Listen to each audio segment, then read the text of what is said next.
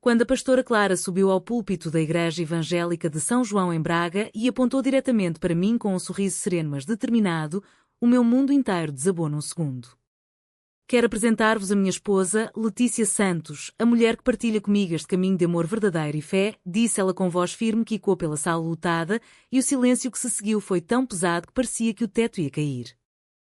A minha família, sentada na fila da frente como sempre, ficou paralisada.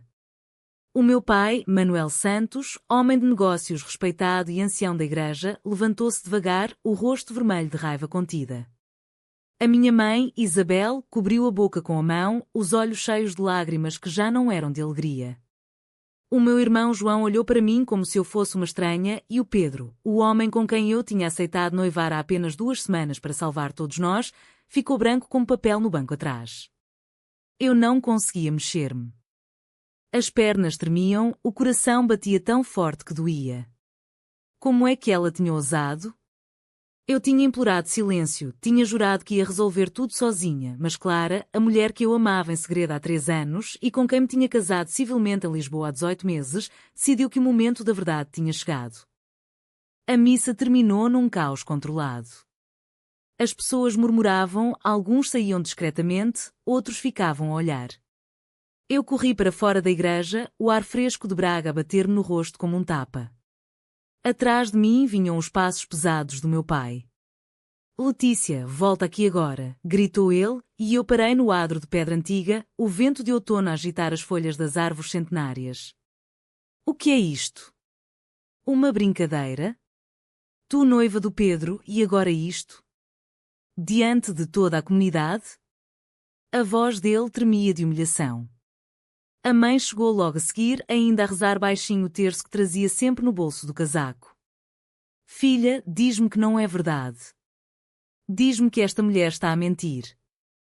Eu não conseguia mentir mais. É verdade, mãe. Clara é a minha esposa. Casámo-nos em Lisboa, em privado. Eu amo-a. As palavras saíram baixas, mas cada uma delas era uma facada na honra da família. O pai deu um passo atrás como se eu o tivesse agredido. Tu destruíste-nos. O meu negócio, a reputação da tua mãe na comunidade, o futuro do teu irmão na empresa. Tudo por isto? Ele não disse a palavra lésbica, mas o nojo estava estampado no rosto. Nessa noite, em casa, o inferno instalou-se. A sala de estar, com o grande crucifixo de madeira escura que o meu avô tinha trazido da peregrinação a Fátima, parecia um tribunal. O pai andava de um lado para o outro. Aceitaste noivado com o Pedro para nos protegeres da vergonha. Nós acreditamos em ti. E agora isto? A mãe chorava baixinho no sofá. Eu rezei tanto por ti, filha. Fui à igreja todos os dias pedir a Deus que te curasse desta confusão. Eu sentei-me no chão, as mãos a tremer. Lembrei-me de como tudo tinha começado, há 3 anos, num congresso de jovens cristãos em Lisboa. Eu estava lá como voluntária da Igreja de Braga, Clara era oradora convidada, pastora jovem de uma congregação progressista na capital. Os nossos olhares cruzaram-se durante o louvor e nunca mais se separaram. Conversas até de madrugada, passeios pelo Tejo, mãos que se tocavam por acidente e depois de propósito.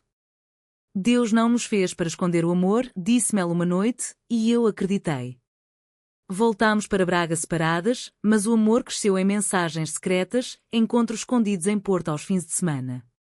Casámo-nos num cartório discreto, só nós duas e 2 testemunhas amigas. É o nosso pacto com Deus e conosco, sussurrou ela quando assinamos. Eu voltei para casa feliz e aterrorizada. Mas a família começou a suspeitar. Eu evitava festas, recusava encontros com rapazes, passava horas no quarto a olhar para o telemóvel. A mãe encontrou uma foto nossa escondida numa gaveta. O escândalo explodiu em privado. Vais viver como Deus manda ou vais destruir esta família, ameaçou o pai. Eu cedi. Terminei as mensagens com Clara durante meses, aceitei conhecer o Pedro, filho de outro ancião, homem bom, calmo, devoto. Quando ele me pediu em casamento numa reunião familiar com toda a gente a sorrir, eu disse sim. É só no papel, pensei. Vou proteger-vos. Agora, sentada no chão da sala, via o preço. O pai pegou no telefone. Vou ligar ao Pedro. Vamos cancelar tudo amanhã. A mãe olhou para mim com pena e nojo misturados. Tu escolheste, Letícia. Agora aguenta. Eu saí para o jardim, o frio da noite a entrar nos ossos. Clara mandou mensagem: estou aqui. Sempre. Mas eu não respondi. O medo era mais forte que o amor naquele momento. No dia seguinte, o sol entrava pelas janelas da sala como se nada tivesse acontecido, mas dentro de casa o ar estava pesado como chumbo. O Pedro chegou às 10 da manhã, o rosto marcado por uma noite sem dormir. Letícia, explica-me. Eu pensei que íamos construir uma vida juntos, uma família como Deus quer. A voz dele era calma, mas os olhos traíam a dor. Eu sentei-me à mesa da cozinha, as mãos frias. Pedro, eu gosto de ti. És um homem maravilhoso. Mas o meu coração pertence a outra pessoa há muito tempo. Ele não gritou. Apenas assentiu devagar. A pastora Clara.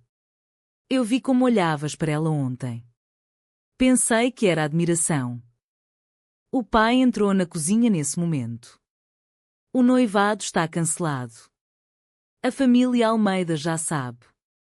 Vamos dizer que foi uma decisão mútua. A notícia espalhou-se pela comunidade de Braga como fogo em palha seca. Telefones não paravam de tocar. Tias, primos, colegas da escola onde eu dava aulas de história a crianças do 5º ano. É verdade o que dizem, Letícia? Que tu és assim?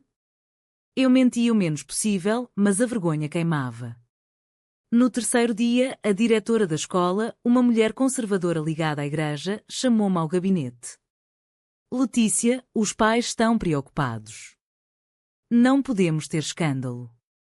Pede uma licença sem vencimento até as coisas acalmarem. Eu saí dali com um emprego por um fio. Em casa, o silêncio era pior que os gritos. A mãe mal me dirigia a palavra, só orações murmuradas. O irmão João evitava-me. Eu passava as noites a chorar no quarto, olhando para a aliança que escondia numa caixa de joias.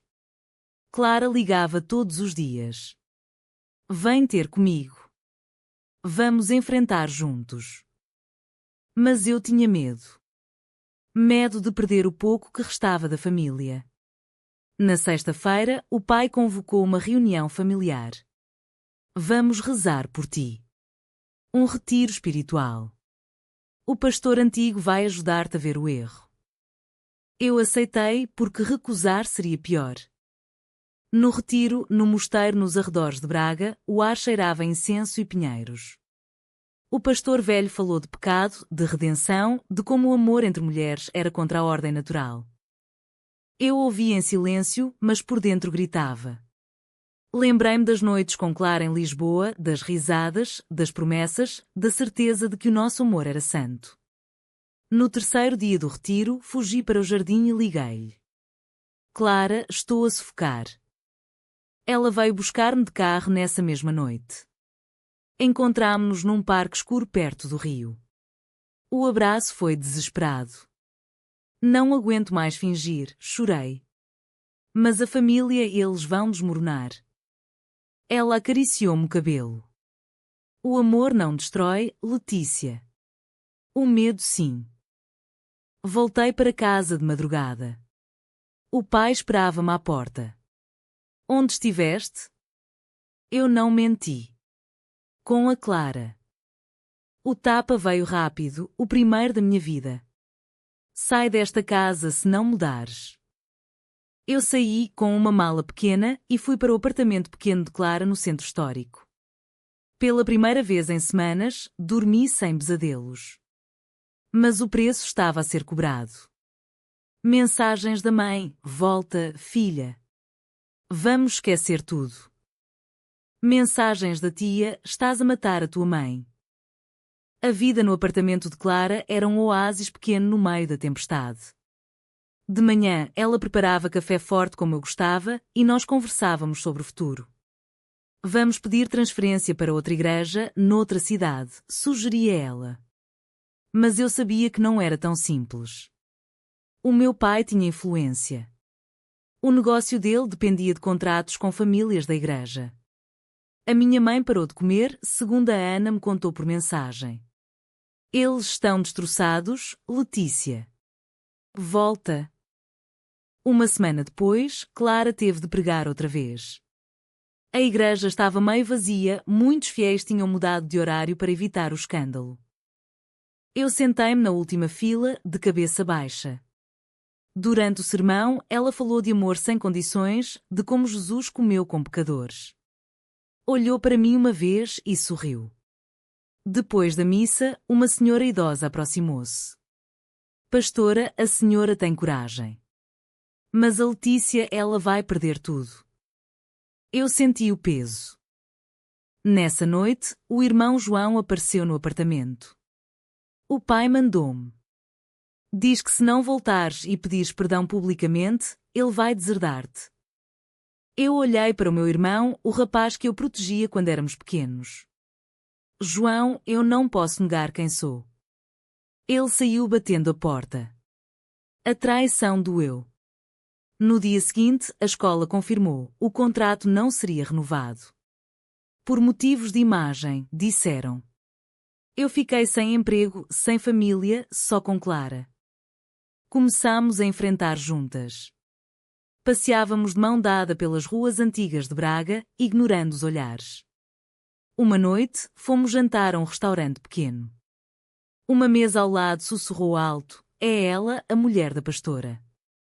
Eu quis fugir, mas Clara segurou-me a mão. Ica.